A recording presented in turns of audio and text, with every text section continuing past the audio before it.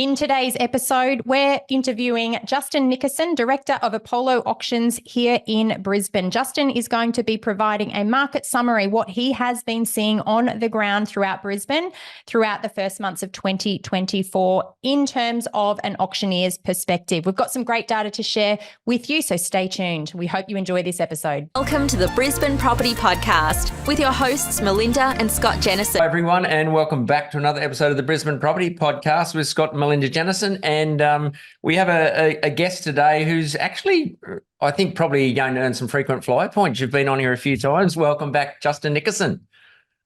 I noticed you didn't say back by popular demand. You didn't quite say that, but I'm back for whatever reason. So thanks for having me.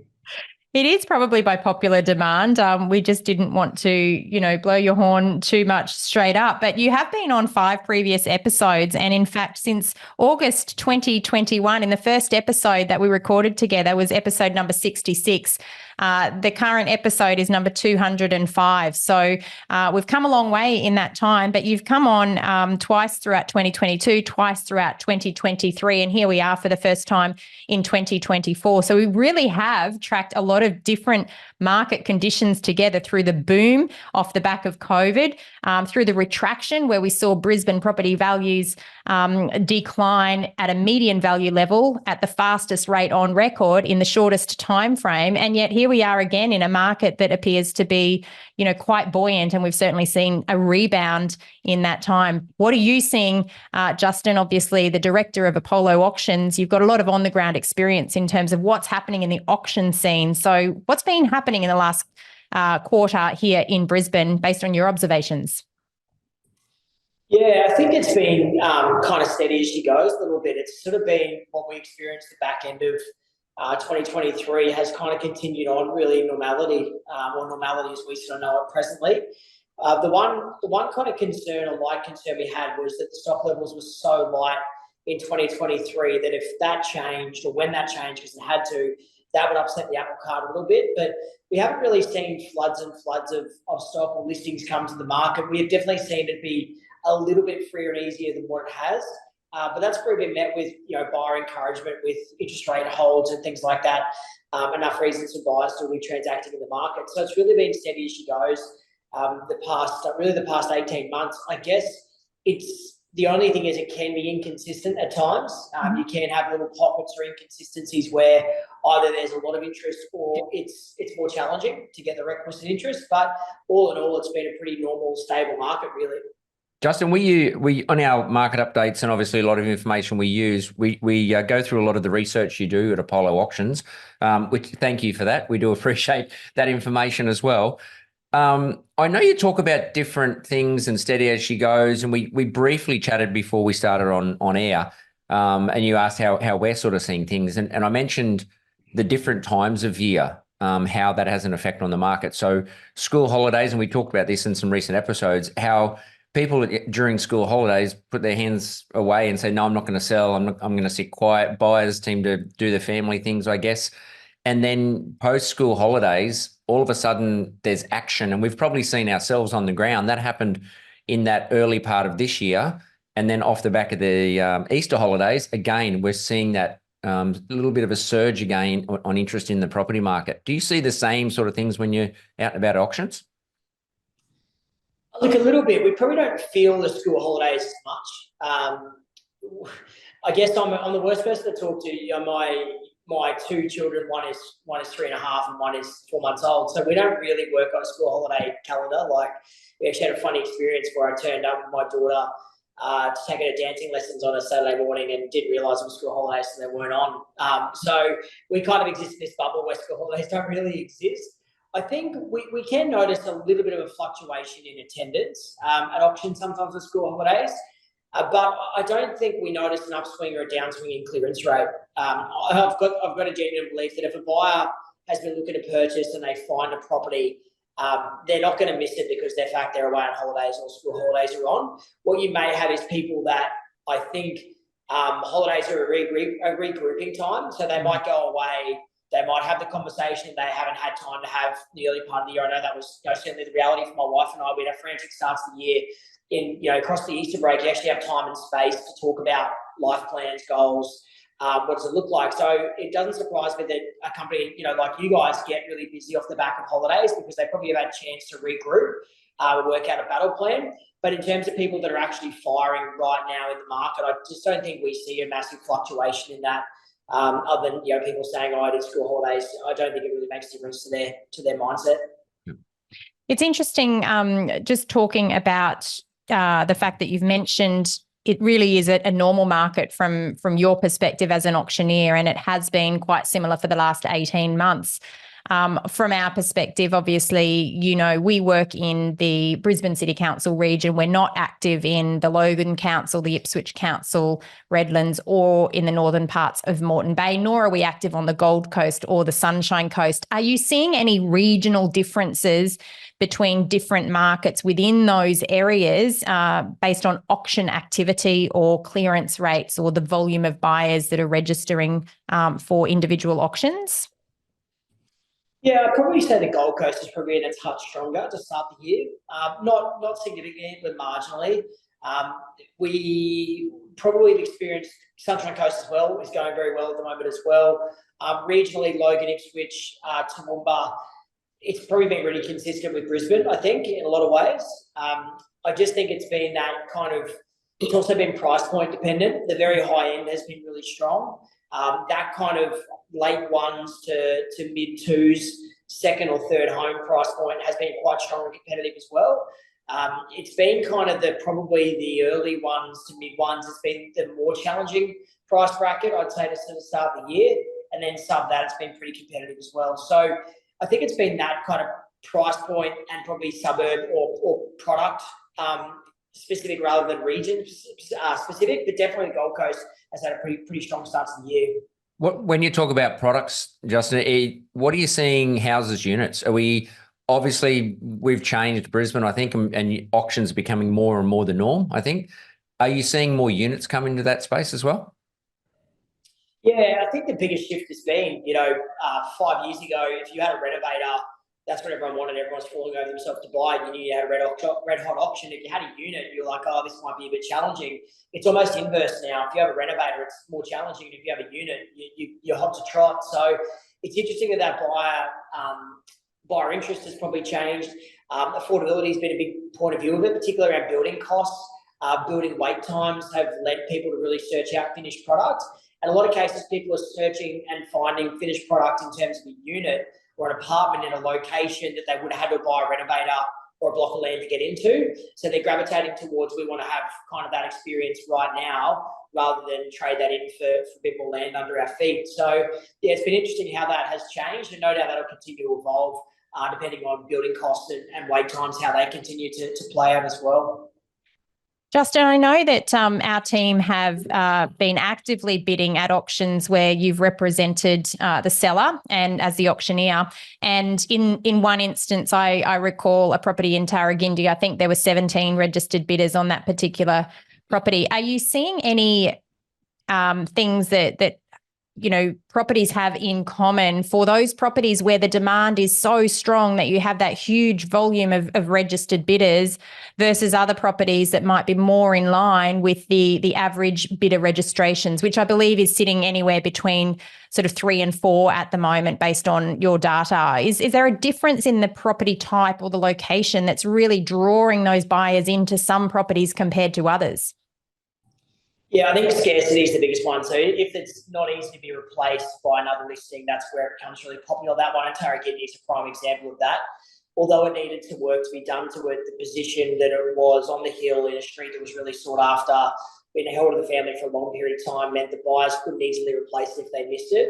So that created there. But there's areas, that kind of inner outer ring, we call that CBD, from anything from sort of 3 to 6 kilometres out of the CBD is always popular. And if you have a finished product home or apartment that lends itself to family living in those suburbs, you're in a pretty good space. We had one last night in Morningside, 9 registered bidders, finished. They've done a really beautiful renovation.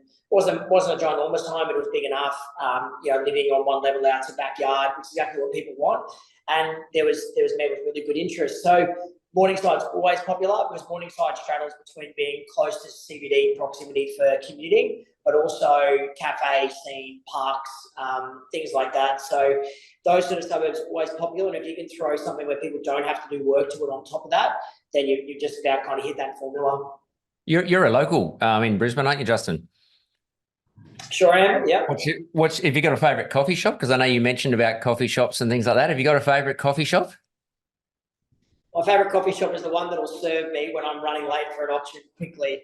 That's my favourite one. But no, I've got one near I live that I frequent every day. That'd no doubt be my favourite. But I probably genuinely have a favourite in each suburb, depending on where an auction run takes me. There's a few things that I've learned very quickly. One is where you can get coffee. Two is where you can get coffee after 3 p.m. because there's not many of those. And thirdly, where the public toilets are if you need to relieve some of the water you've taken on board throughout the auction. So I've learned that I could probably write a book around locations in Brisbane for that, I'd say. And we do know that your favourite's a piccolo. So we know that sometimes when we see you out and about on the road looking for a coffee shop or for a toilet as well. Yeah. I know you're big on numbers. Can you throw some numbers at us? So registered bidders, people putting up the paddle. Have you got some of that data up to date at the moment on you? Yeah, it depends on what sort of region you're looking at. But Melinda hit the nail on the head before. It sort of sits between kind of 3 and 4 registered bidders in Brisbane as an average. Roughly 60% of them are raising their paddle at the moment, which is relatively high. So that's interesting to see. On average, sellers are 9% above the market when they enter. On average, buyers are 5% below the market when they enter. So there's been some real consistencies around the data. The number of registered bidders has increased. And interestingly enough, the active bidding percentage, which is how many are raising their paddle out of those registered bidders, has stayed firm. Usually when registered bidder numbers go up, that number goes down, but it's probably held firm. The other interesting one always of note is roughly 6% of properties at the moment are selling prior to auction. That's pretty normal. And we use normal in inverted commas because the market's always changing, but that's about what is right. When that number gets really high, it's usually a sign there's market changing going on. And when the market gets really low, it's a sign that market conditions are struggling somewhat. Now, I know you rattled that off really, really fast then, but just for our listeners to understand a little bit, did you say sellers 7 or 8%, was it? 9. About 9%, was it? So Yeah. Just to help our listeners understand, generally in breaking that down in layman's terms, so the seller's expectations are about 9% higher. And so what that means in lay terms is that if I go to do a listing, which I don't do, I call auctions, but if I was an agent and I went to see someone about selling their home this afternoon, what they would want to achieve today roughly is 9% above where the property is going to transact. Yep. And the other thing you mentioned was that buyers are about 5% below where the property ends up transacting. So based on that, we've got a gap of 14% between buyers and sellers at the beginning of negotiations or as we walk into an auction. Is that the case? Yeah, so that's buyers opening offers roughly 5% below where the property transacts. So 14% is pretty normal. Again, I keep using the word normal, but it's not a shocking number. That number's been as high as over 20% at various stages. So 14% is actually not a ginormous gap. You're never going to have complete alignment between where a seller wants to sell a property and where a buyer wants to buy it. If there's a utopia like that, I'd love to be a part of it, but I'm yet to see it. The sellers always want to get as much as they can, which is their right, and the buyers want to buy it for as cheaply as possible and save as much money as they can, which is also their right. It makes your job easier if that gap's closer. If that gap's a long way away, you've got to do a lot of work in the negotiation. Yeah, that's right. And interesting that 2021 is a prime example. That 2021, that gap narrowed right up because the buyers knew they weren't going to buy cheaply, so they didn't bother with low offers. And sellers, in most cases, their expectations being exceeded with what they achieved. But that never stays like that for a long period of time because then what happens is you get overcorrection. So the market starts to drop away a little bit. The sellers don't want to acknowledge it or understand it, which means they then get to sky high levels. And that was a real battle for us post-Easter 2022 is all the data and metrics that a seller would pull in was to say, well, that one sold in September of 2021, that one, etc. The problem was that market was far superior to what we saw in the early 2022 region. So, there's always a challenge there somewhere. But the day they meet in the middle, Scott's the day that I don't have a job anymore. So I'm not disappointed by the gap. Can I also ask, Justin, based on what you've experienced in the last 3 months at auctions here in Brisbane, how many properties, and forgive me if this is giving away strategy for you, but how many properties do you believe are sort of going ahead and reaching that reserve as a result of active bidding versus properties where you have to sort of pause, do a little bit of work to see if the buyer and the seller can actually, form some sort of agreement on price to pull that property and call it on the market? Are you seeing any changes in terms of that point within an auction, that the buyer's bidding surpasses naturally through active bidding versus having to pull that out through negotiations? Yeah, look, very, very few are surpassing reserves organically. It's probably would be 10% maybe that roll past reserve without any sort of pause at one point or another. So it's a very, very small percentage. The vast majority, usually there's a bit of bidding. Bidding falls up short of where the owner wants to sell. You then pause, you go behind closed doors, and that's where the real kind of deal or magic happens. It's just sort of how our market is presently. And again, we keep talking about 2021. 2021 was the inverse of that. 95% of auctions screamed past the reserve. Very little pausing. Auctions are very quick. That's not the market we're in presently. It's definitely a slower burn, I should say.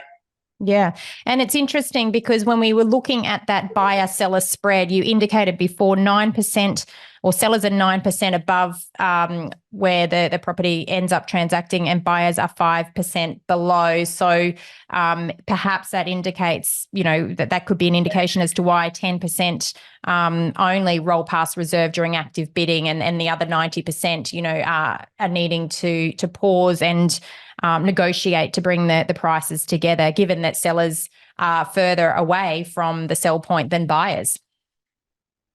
Yeah, and usually the ones that roll past reserves are ones where that gap's been closed prior to the auction. So they've had an offer in the right sort of zone, the seller's acknowledged it's the appropriate zone and set their reserve there. They're the ones that roll past. Usually there's still a gap there coming into the day, anything from 14% to 2%, and then we come in and try and apply the finishing touches if we can. And with auction clearance rates in Brisbane sort of sitting somewhere around 60 to 65% consistently week on week for the majority of 2024, I know there's been a couple of weeks where it's dropped below that, but with those properties that are not selling and they are passing in, are you finding that those properties are passing in due to a lack of buyer interest, or are you still getting buyer interest on those properties? And the fact that they're not transacting is more to do with sellers' expectations not adjusting to where the buyers are prepared to pay? Like, what is the reason that they're passing in? Look, it's a little from column A, a little from column B. In some cases, there just hasn't been requisite interest enough to get it done. And in some cases, there's enough interest and the seller just doesn't want to acknowledge that it's appropriate interest at that point in time. So I would say in most cases, it's due to not being enough interest there. That's probably the majority. When you say majority, it might be 60-40% one way or the other. But I just think also it's important to acknowledge, we talk about now 60 or 65% clearance rate as normality. What that actually means is that, 7 weeks ago or 8 weeks ago, 100 sellers sat down in their house and said, in 7 weeks, we want to sell our property unconditionally on this exact day for a price that we're happy with, and 2/3 of them are getting their wish. That's a huge number. Remember back in my day, as we tell stories, back in my day in 2009 when I started, if we were hitting 40% as a clearance rate, it was a really good week in Brisbane. It's a vastly different market now. It's probably a mature market in a lot of ways, but that 60 to 65% is still very, very good going. We've had weeks where it's got to 70, but even if it falls back to 50, that's still pretty good. Again, those sellers that are sitting there saying, we want to sell our property in 2 months' time or a month's time for X, and no conditions, and then they get that exact wish on the exact day they nominate. That's very good going. So it's a nice kind of bubble we're existing in the moment. Yeah, no, I agree. And I think that it's interesting that you state the long-term average, or back in the day, 40% was a typical clearance rate for Brisbane. But I think you've hit the nail on the head there. You really have pointed out that Brisbane is maturing as a residential real estate market, and we are seeing more confidence, I guess, from buyers who are willing to actually attend and bid at auction. There's obviously been an increase in the number of buyers agents that can represent people at auction as well. And obviously, if people don't have the confidence, there is a professional service now available to them. But do you see this trend continuing? Do you see more and more sellers looking at auction as a method of sale here in Brisbane? Because traditionally we've been a market that's typically sold by private treaty sale. Are we going to follow in the footsteps of Sydney and Melbourne? Is that more likely or less likely? Look, I think it's more likely. I'm obviously biased and tilting one way. So I think it's more likely though. It's just been, you see now, again, even if it's not auction, there's so much no price marketing, so many for sale campaigns, so many EOI campaigns, so many price by negotiation campaigns, a lot of contact agent, there's so much no price marketing. So the more that it happens, the more our market becomes exposed to it and it becomes normality. It's almost now, if it's priced, it's like, oh, I wonder why they decided to price it. Like, it must have been on the market for a while. It's funny how that's sort of changed. So I think it will continue to grow. But again, it's that maturing, right? Like, it's the more that happen, the more that people are exposed to them, the more understand why you do them, the more that they let go of sort of old beliefs or ill-informed beliefs that you can only do them on unique properties, or you need 6 registered bidders for an auction to work. Like, all these things that just aren't true, they sort of get let go of.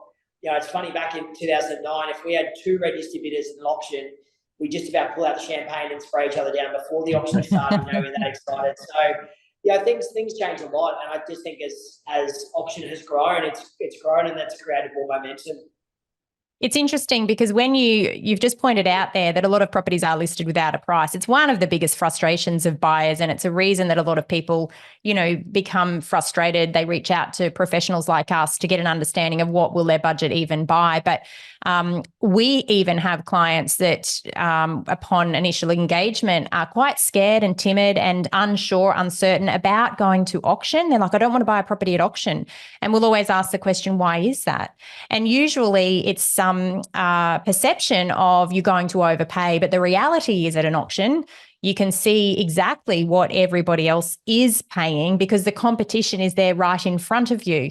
And when you explain that to a client, it becomes almost a relief, because the alternative right now in Brisbane, as you would be aware of, Justin, is for a property that it's a very popular property, it's a multiple offer process where it's effectively you get one shot at it, it's blind, you don't know what anyone else is prepared to pay.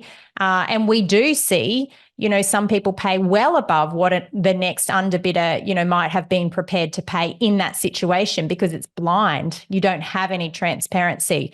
And certainly at auction, we've seen some bidding activity that's quite strong where the top bidder might, pay well above what the underbidder was prepared to pay. But we've also seen instances where people have purchased properties for as little as $1,000 more or $2,000 more than the underbidder. And then the auction process provides that transparency. So I do see that as being something that may continue to evolve. But one thing that a lot of our interstate buyers don't understand about buying at auction in Queensland is no quote range. Gives them a lack of understanding, even though we know quote ranges in other states like New South Wales and Victoria, they're not always going to be accurate. But I think when a lot of buyers are saying, well, what is the quote range? And we're saying, well, there is no quote range, because in Queensland, it's actually illegal to provide a quote range to clients. What's your perspective on that?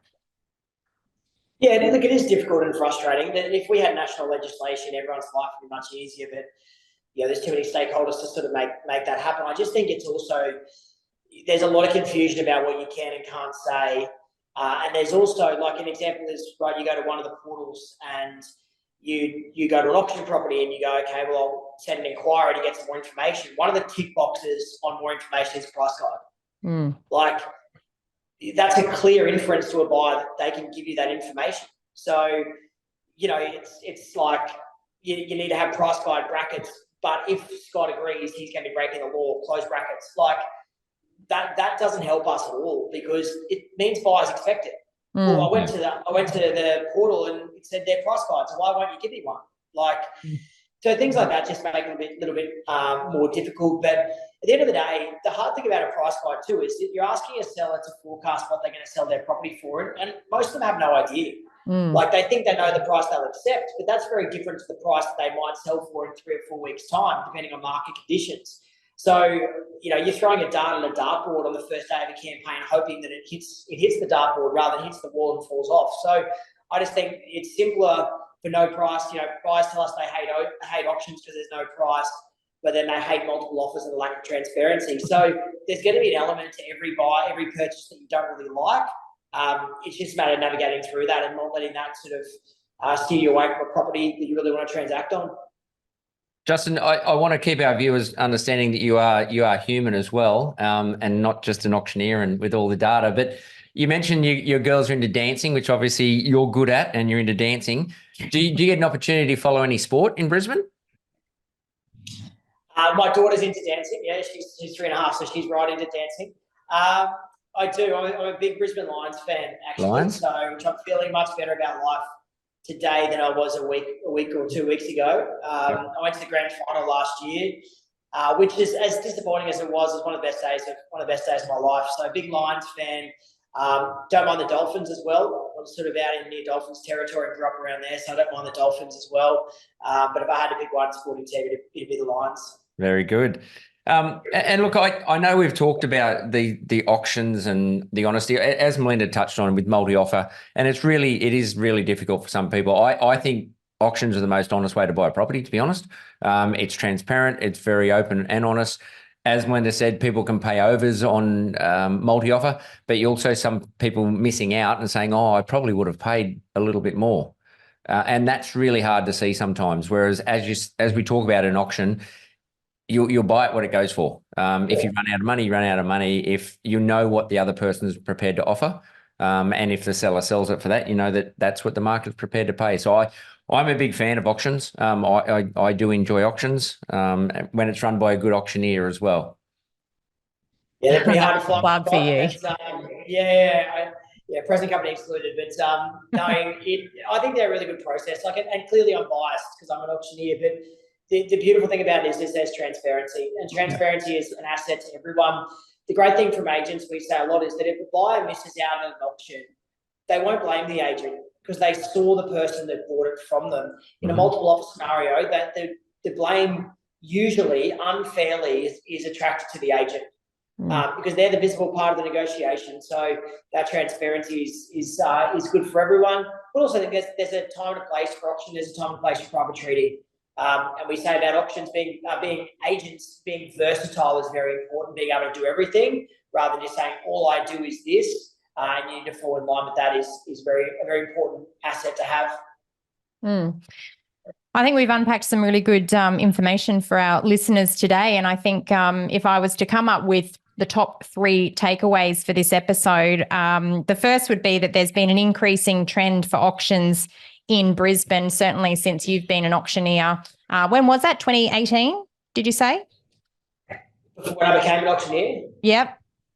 Oh, no, 2009. 2009. I was 10 years off. Apologies for that. But from 2009. I must be really, really good. You're holding your age well on video there.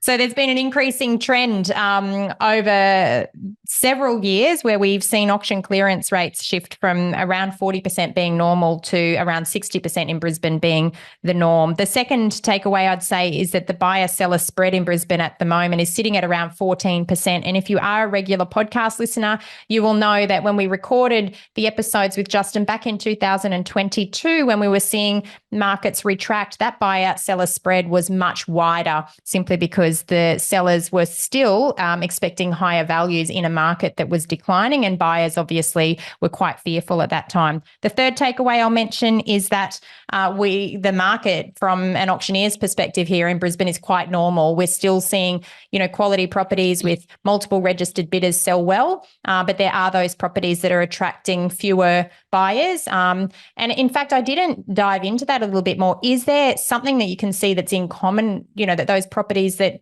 aren't attracting as many buyers, are they flood impacted? Are they properties needing renovation? Are they main road properties? Is there something that you can see as a general rule of thumb as to why they're not attracting buyers? Oh, I think what you said there is kind of all the above. So if there's some underlying issue on the property, it could be a barrier.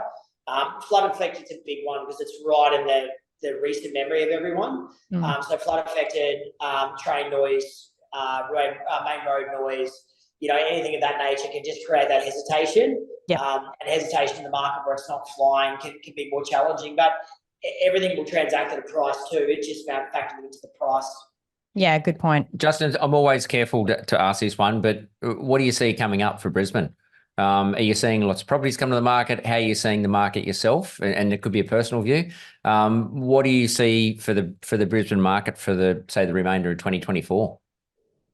I think we'll see a little bit more property come to the market still. I think that kind of pent up listing will continue to release slightly, but I think with the way that interest rates are likely to trend, buyers will only be encouraged to continue to enter the market.